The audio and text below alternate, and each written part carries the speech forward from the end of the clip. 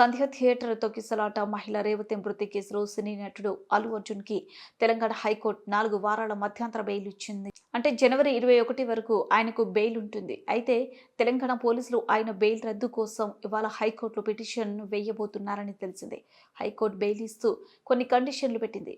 కానీ అల్లు అర్జున్ ఆ కండిషన్స్ అమలు చేయకుండా ఇష్టం వచ్చినట్లు వ్యవహరిస్తున్నారని, మళ్ళీ ప్రెస్ మీట్లు పెడుతున్నారని పోలీసులు ఆగ్రహంతో ఉన్నారని తెలిసింది.